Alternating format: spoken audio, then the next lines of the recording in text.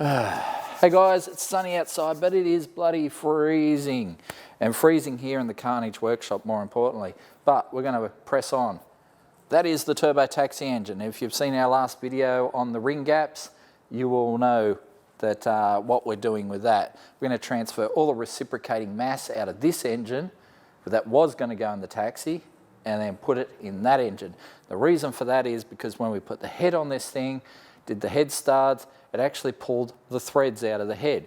Now, a few people said, why don't you, go to the 14mm head studs? Well, that's a fair expense and not necessary for the power level that we're doing. We already have 12mm head studs. They're totally fine, and they're fine for what we're doing.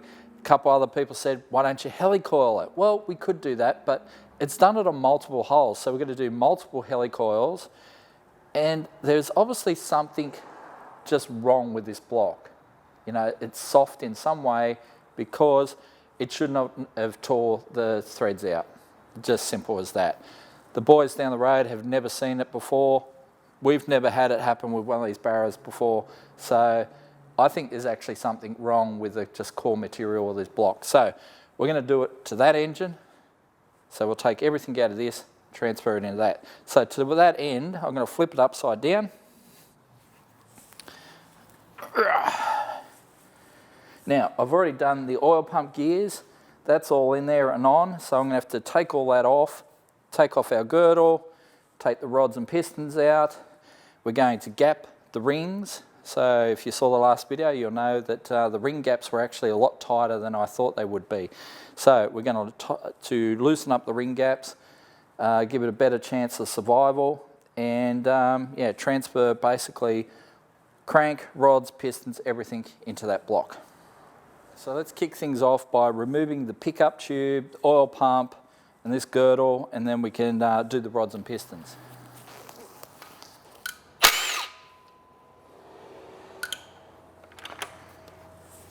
$13mm on them, 8mm over here on the oil pump.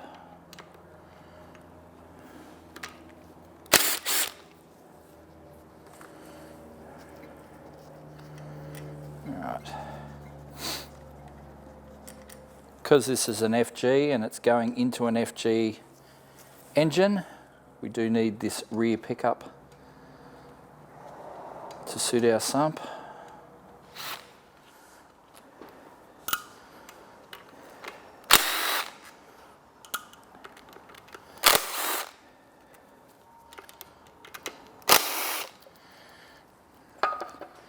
There we go. So we've got the Dominator backing plate on there, we've got the Dominator gears in there as well. So that'll be going back on there. All right.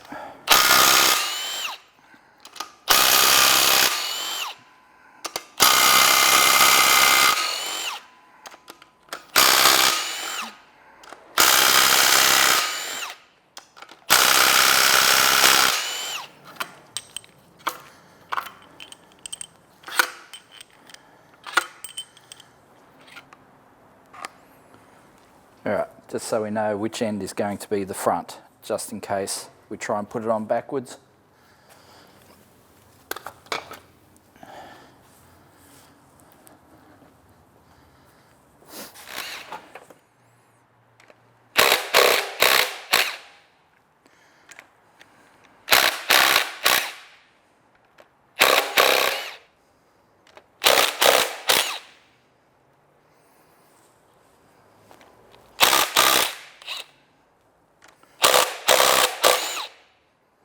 So when you're pulling these apart, just be aware of which way it's going to go back together, and that is that this thick portion here will point towards the front of the motor, right? The thin goes to the back, thick to the front, okay?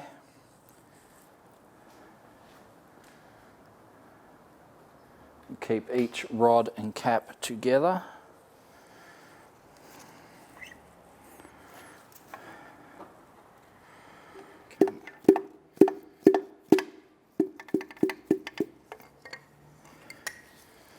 There we go.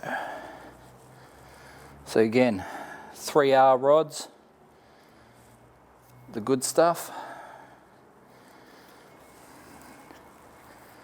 There's a dot on the piston there. I'll clean up the crowns of these pistons. But yeah, there's a dot at the top of the piston, the front of the piston, that indicates the front of the motor, which means it goes back together that way.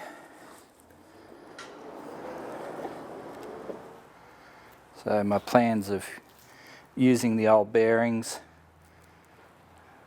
aren't going to work. As you can see, the bearings a bit how you going. Hopefully the crank's okay, but yeah, the bearings are definitely seen better days.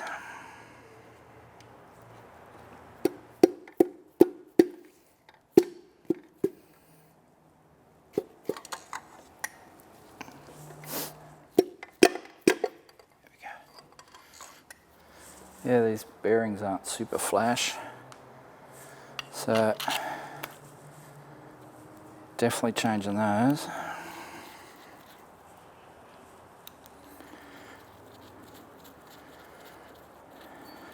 Hope the main bearings are in better condition, but yeah, kind of glad I pulled this one apart.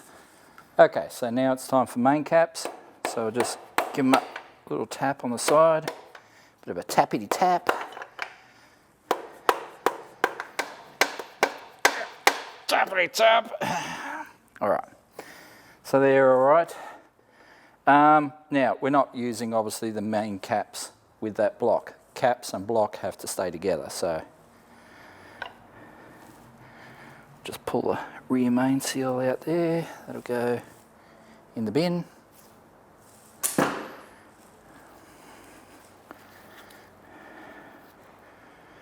Yeah, main bearings aren't what I'd call fabulous either, so oh, okay.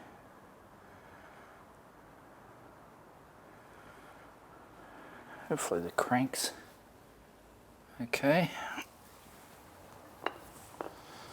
It's like someone run up with low oil or something, or shit oil, who knows. And 3. Oh, bloody hell.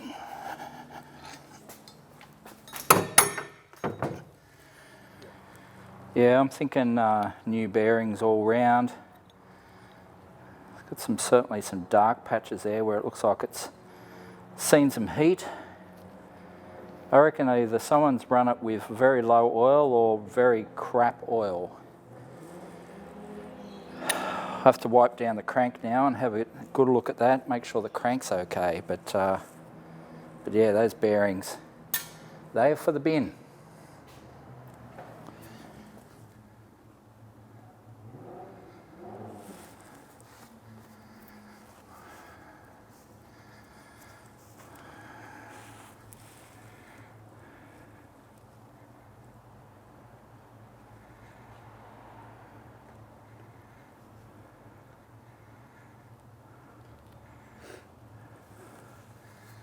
Not too bad.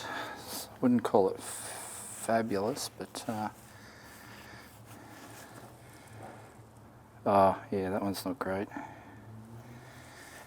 Generally, if you can feel something when you run your fingernail down the journal, it's not great. And there's actually, yeah. Man, I just can't take a win with this thing, can I? This thing needs a linish if we want to use it. Yeah.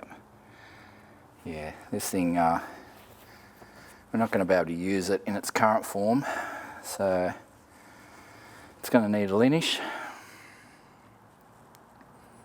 But we do have another crank, the original one. 577,000 Ks. Let's have a look at it, see if it's in any better condition.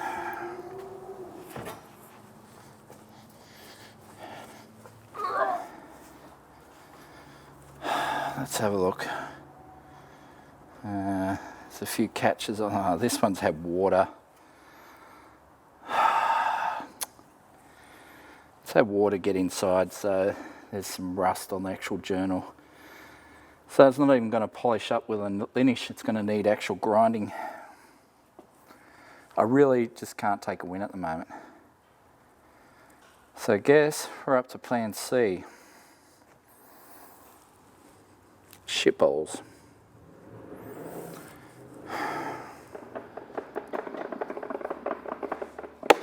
Well, looks like this is plan C. Use our last remaining green top, which I really didn't want to do. I wanted to save this one for a rainy day, but guess what? Bloody hell, I can't believe it's come down to this. Ah, shit. This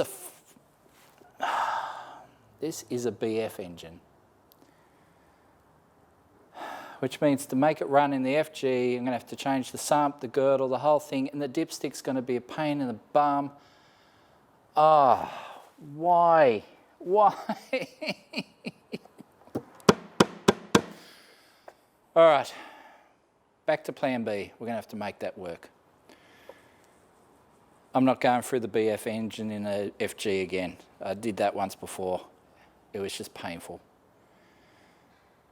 Wow. All right, back into the corner for you.